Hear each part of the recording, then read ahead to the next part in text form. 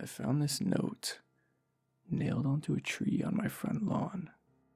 I really don't know how to describe it. I'll just let you read it yourself. Notes start. I saw you today. It was your birthday. You didn't see me.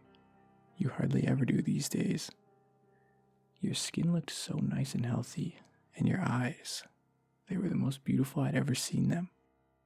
You've grown so much. I remember how different you used to look when you were younger. I remember the day I first met you. It was 4 years ago. I was sitting at my desk, head down, listening to the teacher rattling off names for attendance. The teacher called out a name I didn't recognize, and a stranger's voice answered behind me. Was there a new student? The teacher didn't pause for a second, just continued calling out name after name. I turned my head to where the voice had come from. I saw you, a pale thing, so thin, your eyes so red, at a seat that should have been empty. I saw the fireflies flying around you, flickering, dozens of them never straying far from you. I saw them going through you and coming out through your skin like you were a mist to them. Can you believe I thought you were a ghost? No one else seemed to acknowledge the new stranger sitting at the back of the class. Class after class, hour after hour passed as I waited for something to happen, for someone to notice you, for you to leave, for you to let out a ghoulish scream and claw at me like in the horror story I was certain I was in. But nothing happened. Teachers came and went, my classmates left and slept, and you just sat there. The bell rang for recess. The other kids ran to their mundanities for the day, leaving me and you together in the empty classroom. You stood up and pulled a chair from the desk next to you, making it face your desk. You turned your head to me and spoke. Well, you're slow today. Come on, ask me your questions. I don't know why I didn't run away screaming at that moment. Probably would have turned out better for me in the long run, but let's not speculate. I guess at that point in my life, I was pretty bloody lonely. I figured there was only a 50-50 chance you'd eat me, and the other 50 was that someone wanted to talk with me. Kids' priorities don't make sense to me either these days. So I went along with the flow. I walked over to your desk, sat down on the chair you pulled for me, and asked my question. What were you? You told me you didn't know. You said that once you were a child, just like me, with parents and friends, you used to go to the same schools as me. Then, one day, one ordinary day, when you were 10, you just woke up and you were like this, covered in fireflies, and no one could remember you the moment they concentrated on anything else. No one, not even your parents. You told me of how I'd notice you every day, how I'd think of you until recess every day, how I'd come to you every day, how we would talk every day, how we would meet for the first time every day for the last 3 years, about how I'd forget the instant I walked out of the room, how everyone would forget you, how the fireflies would make them, how for the last 3 years you'd been alone. Your story was very hard to believe, so I didn't.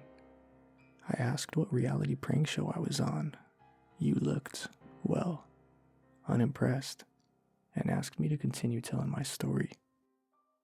I was caught off guard by the non sequitur. You said last time I was here, I was telling you a story, a horror story about a haunted house. As you detailed the story, goosebumps prickled my skin. It was a story I'd been making up in my head, a story I hadn't told anyone yet. At that moment, a million reactions were open to me, all simultaneously adequate and inadequate. But the only thing that seemed proper was to finish the story for you. So I did. Halfway through, you interrupted me to ask if my mother had recovered from her sickness yet. I had to shake my head, a bit ashamed at the fact that I shared this private matter to a stranger. The story ended a few minutes before recess. My next class was in another room. You told me to go. Your steadiness took me back. You seemed so accepting of your fate, like you'd already gotten used to the idea of being forgotten forever. I was a kid back then. I wasn't a particularly smart kid, and I was probably on the onset of a crush, so you can excuse what I did next as an example of my childhood stupidity. I grabbed my scissors, pressed it against my arm's skin, and dug in. As it drew blood, I pushed it forwards, till the cut formed the shape I wanted. Letter by letter, I carved your name onto my arm. Just so you know, I don't regret that. Don't get me wrong, kid power might have made me do it, but it sure as hell didn't make the pain go away. It was one of the most painful experiences of my life. But even then, as a kid, I thought what was happening to you was unfair. I remember how your eyes looked when you saw that. The confusion. How strange it was for you that anyone would want to remember. I remember that look so clearly. When I woke up the next day and saw your name on my arm, I remembered you. I didn't forget. That day, for the first time, we had a conversation that wasn't so one-sided. You said no one had ever done anything like that before and suggested I might have a mental illness. I won't deny it. That drew a little blood. As we talked, a creeping thought came into my head. Did you prefer it when I didn't remember? That night, I was sitting up on my bed, staring at your name on my arm, wondering if I should cover it up so I couldn't see it and give you back your privacy, when I heard a crash. I looked up to see my bedroom window shattered and a dirty rock on my floor. I looked out of the cracked window to see a dark figure on my lawn. You were outside yelling about how we should hang out. It took me a while to get used to how bad you were at talking to people. Years without practice made you quite a bit rusty. That was all right. We had a lot of time. For the next 2 years, we spent most of our free time together. Most of the time, we talked. You'd tell me an aspect of your life and how you lived. You still stayed in your old house. Your parents never noticed the food that had gone missing, never noticed the extra room, or that you'd stolen the extra keys. One night, I confided in you that I was beginning to think you were a part of my imagination, Fight Club style. After all, what could you do to me that I couldn't do to myself? You spent the next month or so trying to leave bite marks on my ear and neck to prove a point. I still have a few scars on my ear, so I guess you did. Looking back, I could see the warning signs even then. Your skin seemed to get worse and worse, paler and paler, and you'd rubbed your eyes raw. It was in winter we had our wake-up call. The morning began like any other. I woke up, brushed my teeth, and started searching for clothes to wear. It was a winter morning, and my room was dark, so I didn't see your name on my arm. The cold sent shivers through my body and pulled out a long-sleeve jacket. A small bell rang in my head. Don't you usually roll your sleeves up? Yeah, and why did I? That was annoying. I finished tidying up and headed to school. On the school bus, I felt oddly content, like something I'd been worrying about had just disappeared.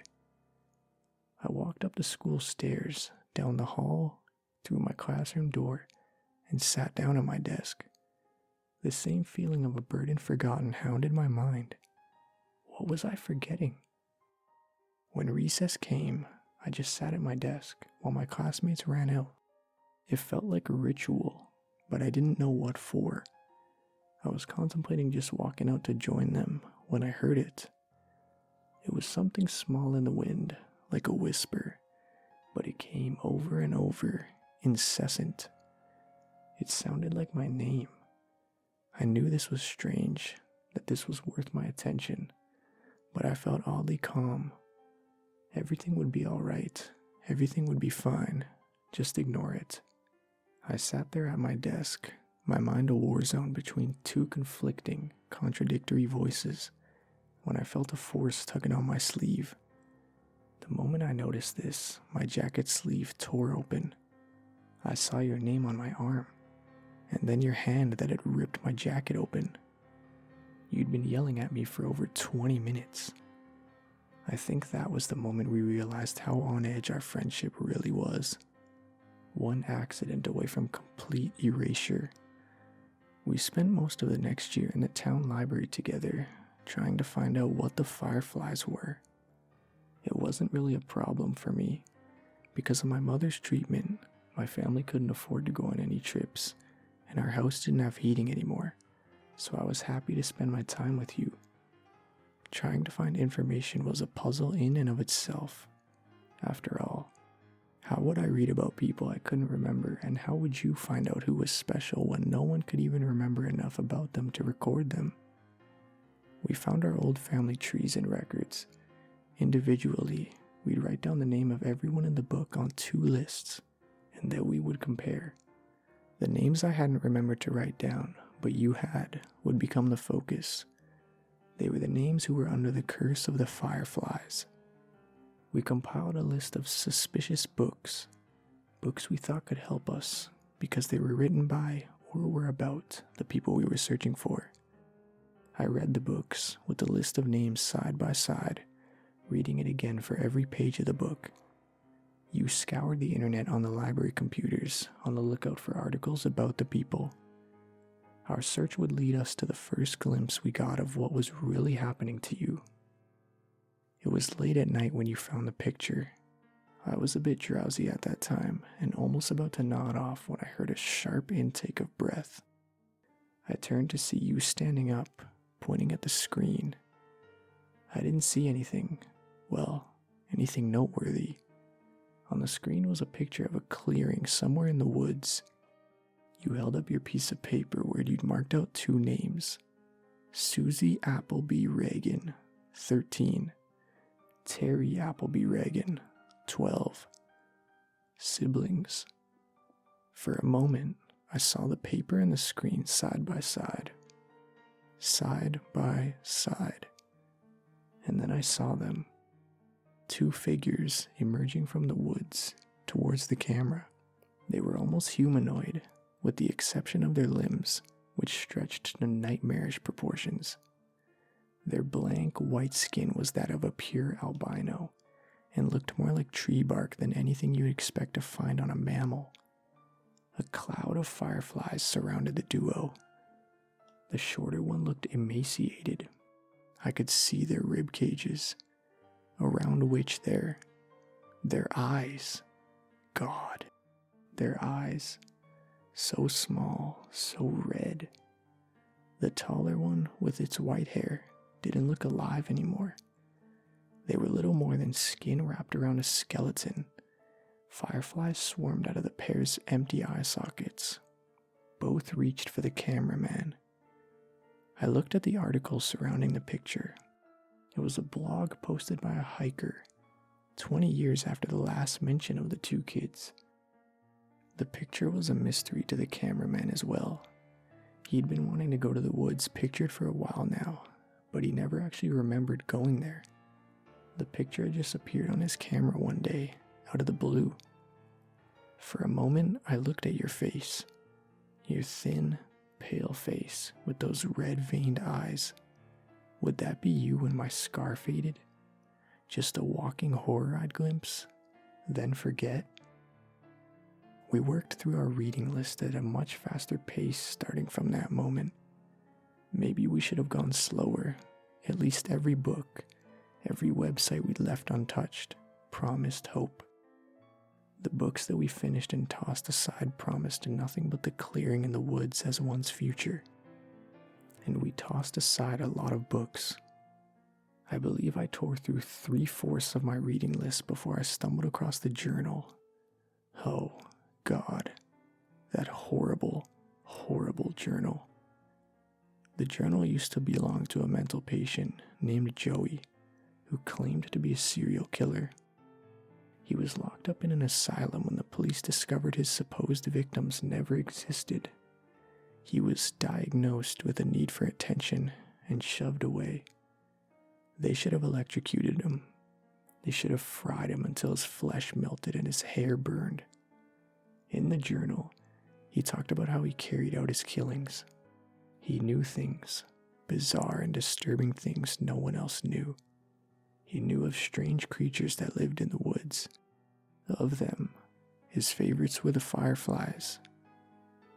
I'm not going to tell you how he summoned these things. I trust you. I trust you more than anyone.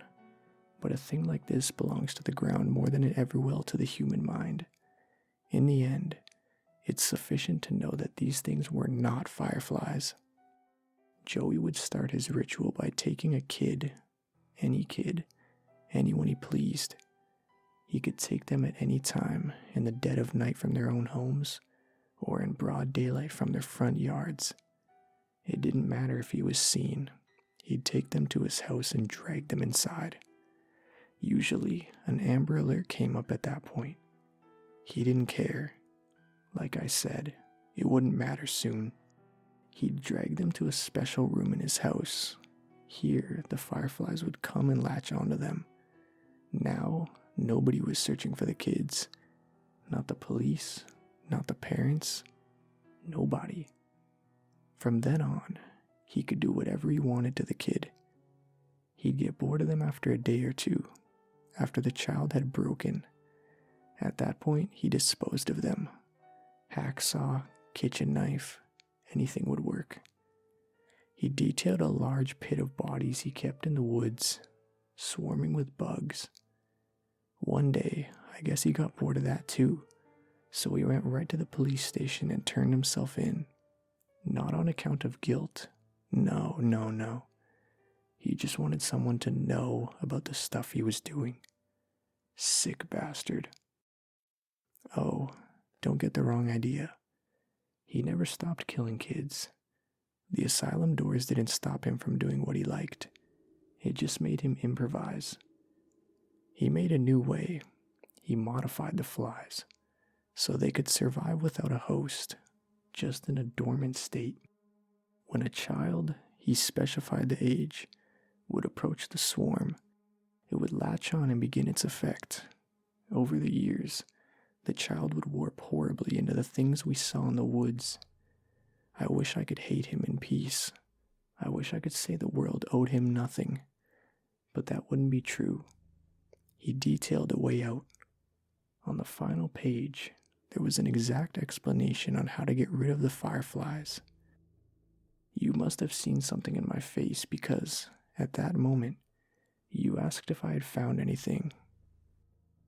I said no and closed the book.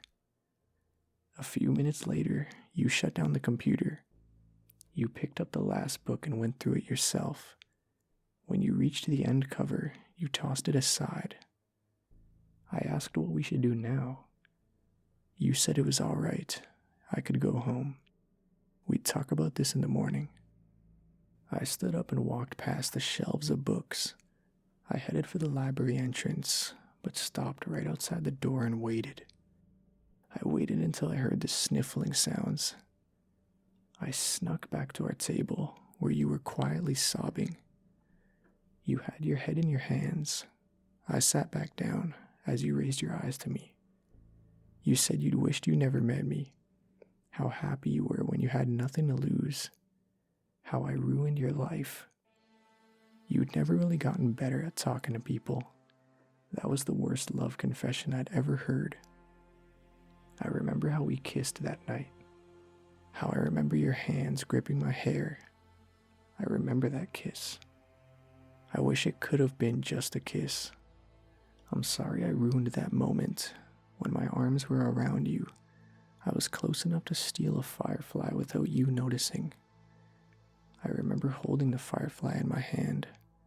I remember how it struggled until it didn't, until it was a part of me. The firefly shifted. It came over to me and left you. I remember the familiar look in your eyes, the confusion. I never wanted to see that confusion in your eyes again. You deserved to be loved, and you deserved to know that.